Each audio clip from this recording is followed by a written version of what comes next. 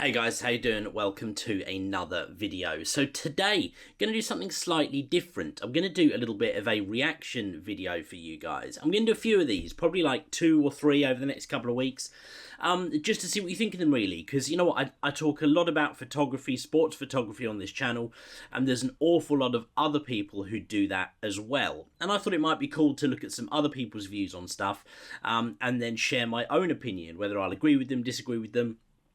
I'm sure in a lot of cases I'll agree, but even then I'm going to try to add my own kind of additional information from my own experience to try and make it more valuable for you guys. So today we're looking at a video by Billie Weiss, I think that's how we say it. He's got a great channel, make sure you go check it out. I'm going to link it in the description below, the original video, so that you can go and have a look and subscribe to his channel for his other videos as well. But he's done a video about how to become a better sports photographer in 5 minutes. Similar kind of topics that we've covered on this channel before. So let's get into it and see what we think. Let's give it a watch. 5 tips, 5 minutes. I'm going to make you a better sports photographer right now.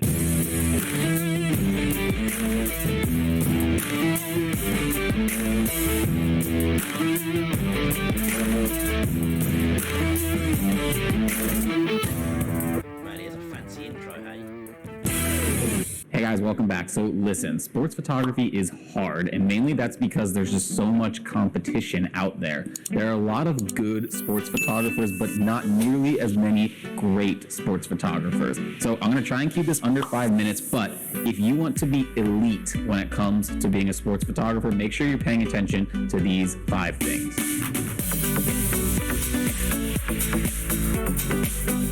Clean backgrounds. This is what separates the great photographers in sports from the average ones. And whenever you're out there shooting game action or sports action.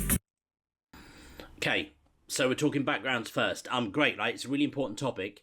I'm surprised. I don't know if that's necessarily the backgrounds is what takes the difference between the average and the great sports photographers, but backgrounds are important, right? In some cases, and part of why I said what I just said is that sometimes you don't get that much choice over backgrounds, but where you can, it's a really important one. So let's see what he's got to say. You always want to look for what we call clean backgrounds. So that means framing and lining up your shots to avoid as many distractions as you possibly can in the background. So these are things like ugly advertisements on the walls behind the game, ball boys and girls, line judges, busy buildings, or clusters of other people behind what's going on in your shot. The images that have the most impact are the ones that let the athlete be the focal point, and the background should work in your favor in that regard, not against. So whenever you're out there shooting and you're getting ready to side. Yeah, so look, the clean backgrounds piece is important, right? The problem is sometimes, like if you shoot a busy football game, here in the UK anyway, you've got spectators around the entire perimeter of that pitch, so you'll very rarely get an opportunity to not have people in the background of that type of photo. When you can, and you get a clean photo, like the ice hockey photo there that he used as an example, it looks great, right? But sometimes you don't get that choice. So you definitely should think about where your background's going to be, and if you get some kind of choice, a clean background is fantastic. If not, the other thing that you can do, when we talk about like lenses with, when you shoot wide open with apertures of like 2.8 and things like that, that can create a shallower depth of field, which means it kind of blurs out the background a little bit, right? And if you do that, it means that if your background is a little bit busy, if it's kind of blurred out and helps to isolate your subject, it's then kind of less of a problem and less of a distraction. Up your shot, the very first thing you should look for is not the subject, is not the foreground, but actually the background. So always look at your background first.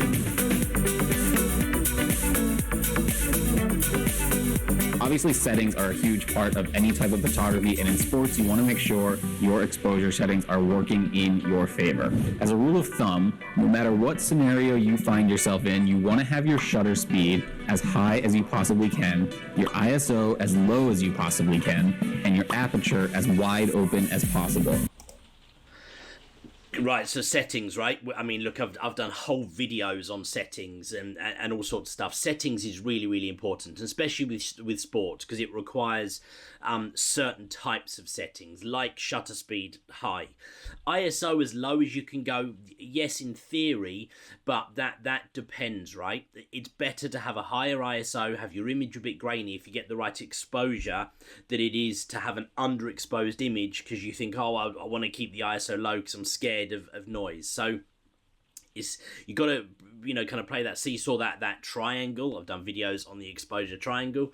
And aperture wide open, yep, that kind of goes back to what I was just saying, because the wider open your aperture, the more light your lens lets in, which means as you then crank up that shutter speed faster, that in turn is letting in less light. That then means you don't need to crank your ISO up so high if your aperture's wide open, right? So the three work together, while still maintaining the combination there you go.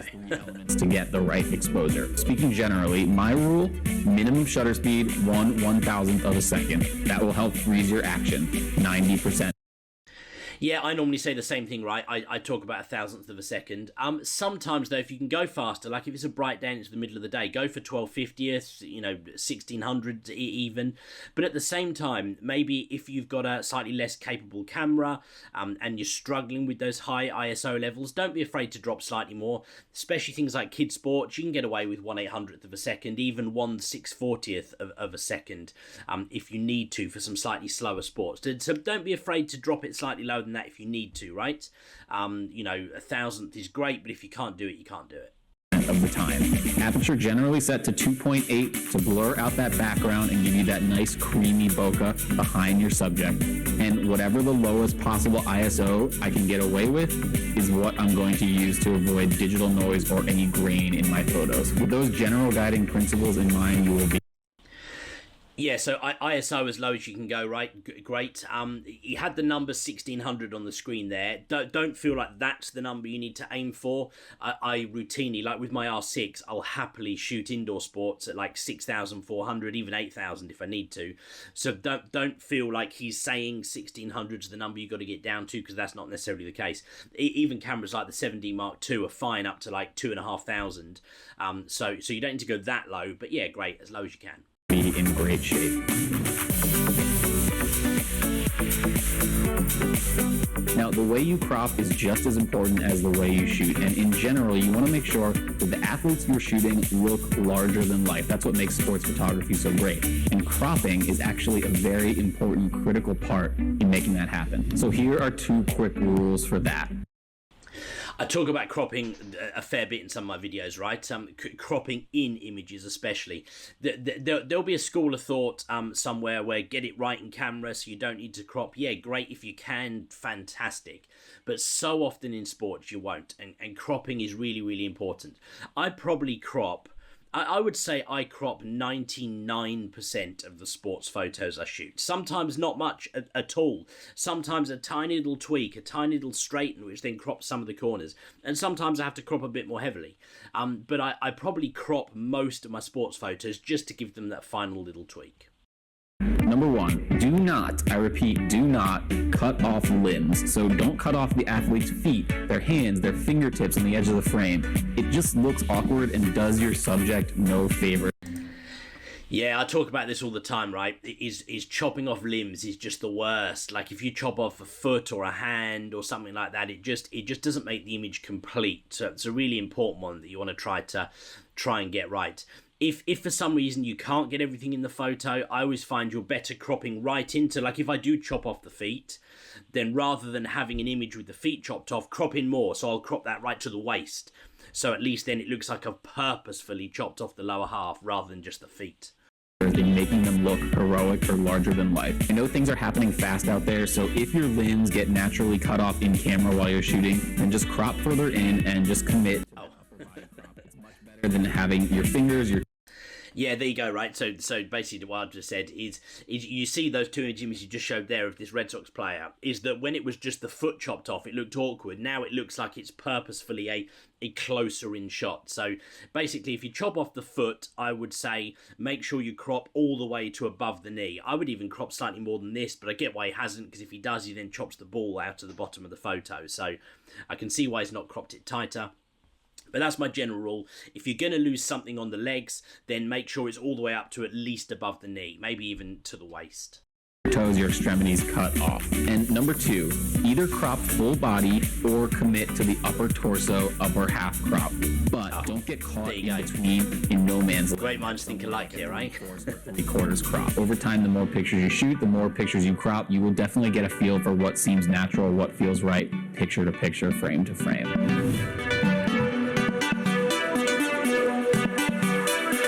This one is just so simple and so easy to fix, but I see this mistake happen all the time in the sports portfolios that get sent my way. You want to make sure that your backgrounds, your horizon lines are straight. Now, this may seem obvious, but think about it. If you're shooting somebody running down the field, it's hard to get that perfectly. So look, I mean, all the time, this one, he's right. It may seem obvious, but this is one that so many people get wrong. People send me sports photos all the time saying, hey, would you mind having a look at this? And the first thing I notice is it's not straight. It's the easiest thing to fix, right? Even your most basic, editing an image on your phone, you can straighten an image, and it's such a simple thing to do. I did a short on it just the other day about straightening images. Straighten your images, guys. It's such an easy thing to do.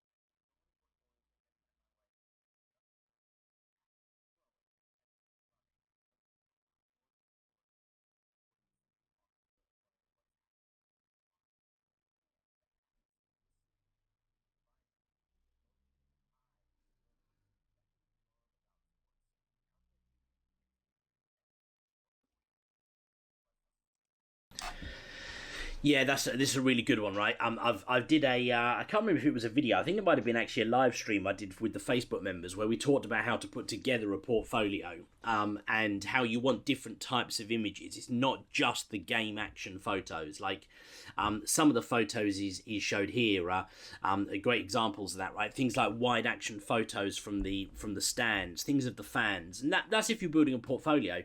But even if you're just shooting an event, like I saw there was where was that picture of the tennis? Right here somewhere. Hang on, let me just find where it was. Here, this one, for example. So the person's obviously been shooting the tennis. Now, you see that back wall, like behind the line judges? Those little black slots, those are going to be photo pits. At least I think they are. Yeah, I'm sure they are.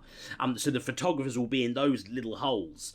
And this photographer has obviously had the sense to think, you know what, I'm going to go up the top for a bit and get a wide-angle photo, because this looks cool. So even if you're not shooting a portfolio, you're shooting all your photos from one event, you can still get that chance. Yeah, it's great to be down there in the photo pit, getting like the low action across the net, but to have the thought process of, you know what, let me go up the top, let me get a wide angle photo for a minute, because it adds something different to that set of images. So yeah, I really like this point, really important.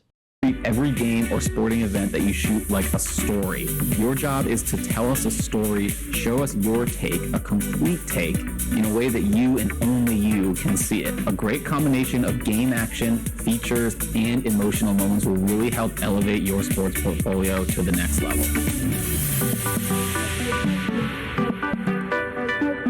So there you go. Those are 5 things that you can do right now to become a better sports photographer. And listen, I know some of these things may seem simple or obvious, but trust me, if you do these 5 things, you will already be better than 75% of the sports photographers out there. And then the other 25% is just perfecting your craft, practicing, and finessing the sports photography that you do. So get out there, make it happen for yourselves. I can't wait to see what you guys come up with. If you found this video helpful, please do subscribe to the channel, drop a comment down below, give this video a thumbs up. I really appreciate the support as always, and I will check you guys at the next one. Go make it happen.